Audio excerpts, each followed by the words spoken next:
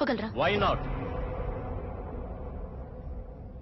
With the permission of court, Hindu act ప్రకారం జన్మించని ఆ బిడ్డకి హక్కు ఉంది యువర్ ఆనర్. ఒక మనిషి సంపాదించిన చిరాస్తుల్ని స్థిరాస్తుల్ని మొత్తం రాసి చేయొచ్చు your honour.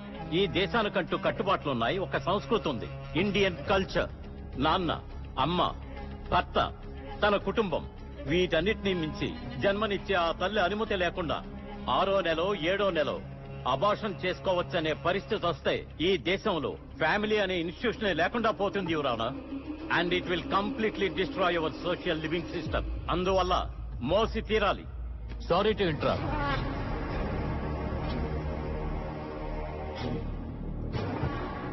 My lord, forcing a woman to continue with an unwanted pregnancy is a crime. It amounts to a kind of forced slavery on the woman and is an infringement on her self-respect and dignity.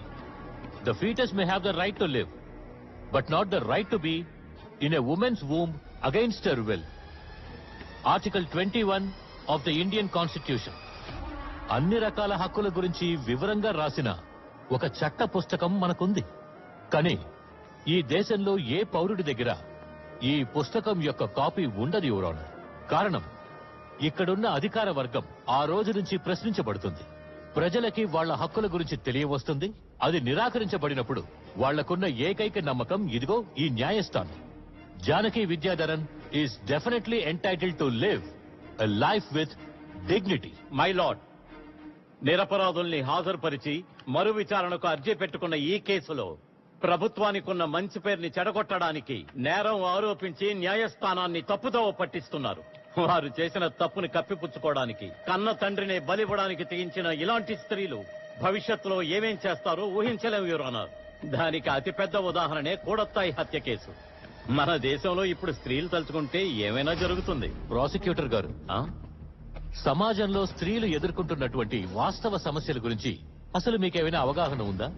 For instance, ఇంటి నుంచి ఓ పని మీద బయటికి బయలుదేరిన ఒక మహిళకి దారిలో వెళుతుండగా ఒక అత్యవసరం ఏర్పడింది. అంటే మూత్ర విసర్జన చెయ్యాలనుకోండి, తిరిగి ఇంటికి వెళ్లే వరకు ఆపుకోవాలి అని చెప్పే పాతకాలానికి వెళ్లడానిక ఈ 70 సంవత్సరాల స్వతంత్రాన్ని దాటుకుని వచ్చాం? మిలార్డ్, అభివృద్ధి అనేది వంతెనలు, రోడ్లు నిర్మించడంలోనూ తెల్లవారేలోగా పేదవాడి సొంతమైన 3.5 సెంట్ల భూమిని కబ్జా చేసి వాడి గుండెల్లో పార్టీ జెండా నాటడంలో లేదు. జనాలకి న్యాయమైన, సౌకర్యమైన, సుఖమైన, మనసుకి ప్రశాంతమైన జీవితాన్ని అందించడమే అసలైన అభివృద్ధి. కానీ అన్నిటికీ కోర్టుకొచ్చి తేల్చుకోవాలనే ఒక దారుణమైన స్థితిలో ఉంది ఈ రోజు ఈ దేశం. మై లార్డ్, ఈయన advocate Nivedita, your closing statement. My lord, ఈ మహిళ 7 నెలల గర్భవతి. చదువు, సంస్కారం ఉన్న ఒక పౌరురాలిగా అండ్ ఆన్ హ్యుమానిటేరియన్ గ్రౌండ్స్ ఈ గర్భాన్ని తొలగించాలన్న ఉద్దేశం తనకి లేదు. అదే సమయంలో ప్రసవించడానికో ఆ బిడ్డని పెంచడానికో తను ఇష్టపడ్డం లేదు.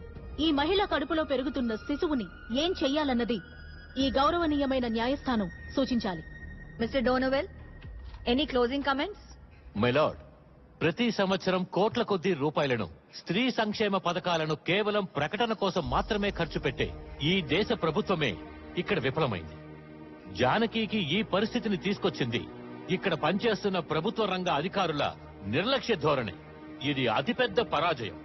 అందువల్ల జానకి విద్యాధరన్ కడుపులో పెరుగుతున్న 7 మాసాల శిశువుని ప్రభుత్వమే